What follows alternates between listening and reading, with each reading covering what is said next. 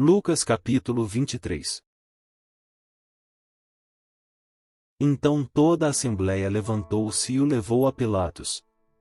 E começaram a acusá-lo, dizendo: Encontramos este homem subvertendo a nossa nação. Ele proíbe o pagamento de imposto a César e se declara ele próprio Cristo, um rei. Pilatos perguntou a Jesus: Você é o rei dos judeus? Tu o dizes. Respondeu Jesus. Então Pilatos disse aos chefes dos sacerdotes e à multidão: Não encontro motivo para acusar este homem. Mas eles insistiam: Ele está subvertendo o povo em toda a Judéia com os seus ensinamentos. Começou na Galiléia e chegou até aqui. Ouvindo isso, Pilatos perguntou se Jesus era galileu. Quando ficou sabendo que ele era da jurisdição de Herodes, enviou a Herodes, que também estava em Jerusalém naqueles dias. Quando Herodes viu Jesus, ficou muito alegre, porque havia muito tempo queria vê-lo. Pelo que ouvira falar dele, esperava vê-lo realizar algum milagre. Interrogou-o com muitas perguntas, mas Jesus não lhe deu resposta. Os chefes dos sacerdotes e os mestres da lei estavam ali, acusando-o com veemência. Então Herodes e os seus soldados ridicularizaram-no e zombaram dele. Vestindo-o com um manto esplêndido, mandaram-no de volta a Pilatos. Herodes e Pilatos, que até ali eram inimigos, naquele dia tornaram-se amigos. Pilatos reuniu os chefes dos sacerdotes, as autoridades e o povo, dizendo-lhes: Vocês me trouxeram este homem como alguém que estava incitando o povo à rebelião. Eu o examinei na presença de vocês e não achei nenhuma base para as acusações que fazem contra ele. Nem Herodes, pois ele o mandou de volta para nós. Como podem ver, ele nada fez que mereça a morte. Portanto, eu o castigarei e depois o soltarei. Ele era obrigado a soltar-lhes um preso durante a festa. A uma só voz eles gritaram: Acaba com ele. Solta-nos Barrabás. Barrabás havia sido lançado na prisão por causa de uma insurreição na cidade e por assassinato. Desejando soltar a Jesus, Pilatos dirigiu-se a eles novamente. Mas eles continuaram gritando: Crucifica-o. Crucifica-o. Pela terceira vez ele lhes falou: Por quê? Que crime este homem cometeu? Não encontrei nele nada digno de morte. Vou mandar castigá-lo e depois o soltarei.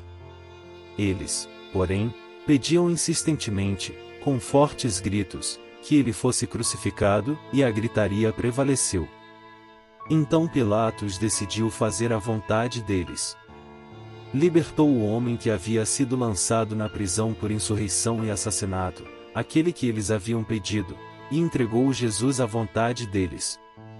Enquanto o levavam, agarraram Simão de Cirene, que estava chegando do campo, e lhe colocaram a cruz às costas, fazendo-o carregá-la atrás de Jesus.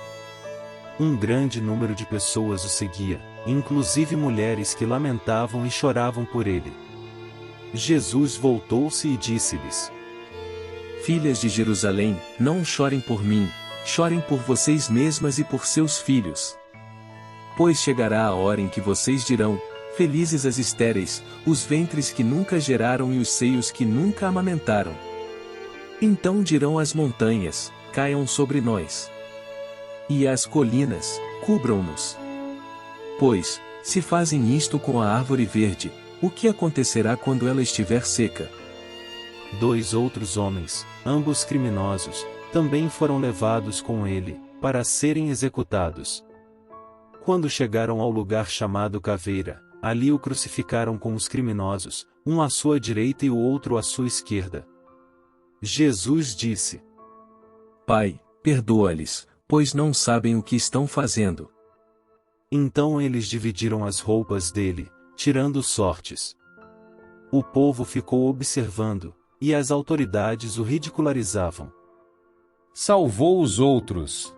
Diziam: Salve-se a si mesmo, se é o Cristo de Deus, o escolhido.